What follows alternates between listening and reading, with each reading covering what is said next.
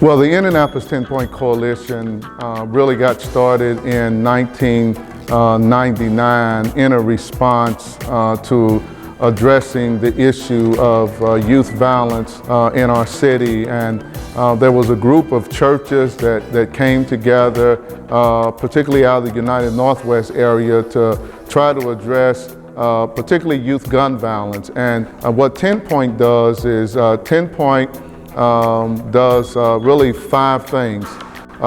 One, we try to save our children from violence by engaging our most at-risk youth on the streets in high crime neighborhoods. Number 2, we try to provide an alternative for them, so we provide job opportunities for them by referring them to agencies and companies that are open to providing jobs, particularly for at-risk youth and ex-offenders. 3, we try to improve their literacy skills by keeping youth in school, trying to get them to stay in school, or for those who have dropped out of school, to get them to get the equivalent of their GED. Number 4, we focus on trying to reduce homicides in the areas where we're patrolling.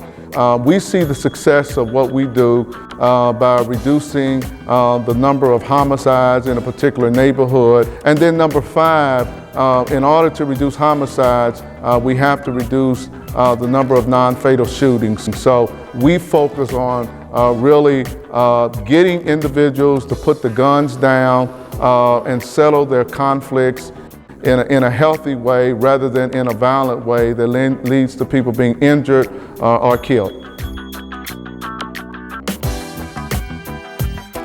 Our goal ultimately is not just to reduce youth gun violence, but we need to build healthy neighborhoods and healthy citizens who live in these neighborhoods, so that all of our neighborhoods all across the city, regardless of where you live at, will be a peaceful and healthy community. And that's really our goal.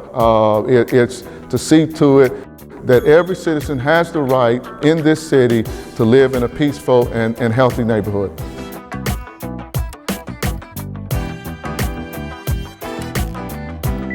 I saw that my neighborhood was lit up with red and blue lights, and it wasn't just one police car, it was multiple.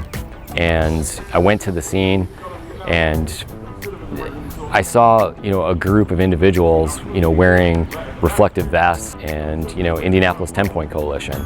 And yeah, you kind of hear something on the news and you see them in other neighborhoods, but they were on the ground in my neighborhood, and it was fairly quickly after a homicide of a young boy.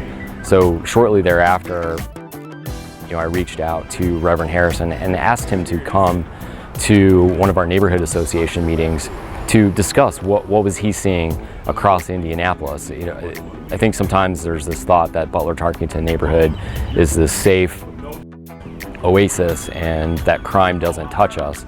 But we lived through a very tragic time, where 6 families lost a loved one due to gun violence.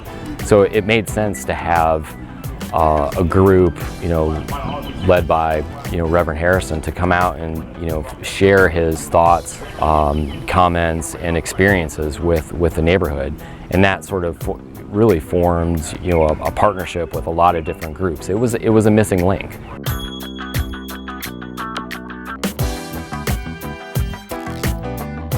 Basically, when you look at the homicide rate, what's going on in the Crown Hill and the Butler-Tarkington area, we're both neighborhoods are over 200 days without any type of homicides.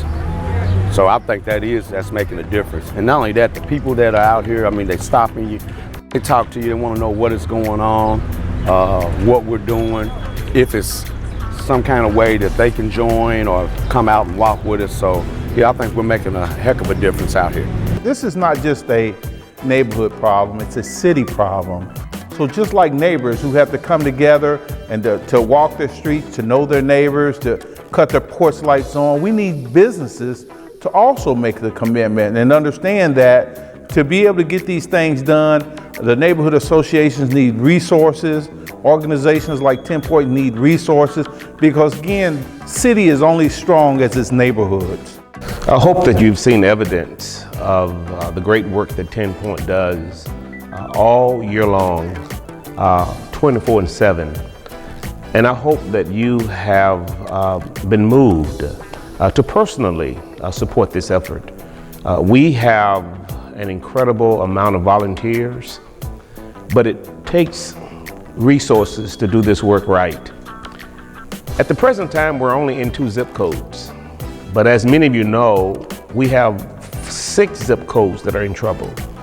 If we had more funding, we can make a difference in all 6 of those very volatile zip codes. And so I hope you join us, our great President, Charles Harrison, and his team, in making sure that we have the resources we need to deter the crime and to save the lives of our young people. I can't think of a better thing for you to invest in than the work that 10 Point does. So join me, join us in this effort, and just know that when you do, you personally will be making a difference in the lives of so many mothers and fathers and sons and daughters. Thank you.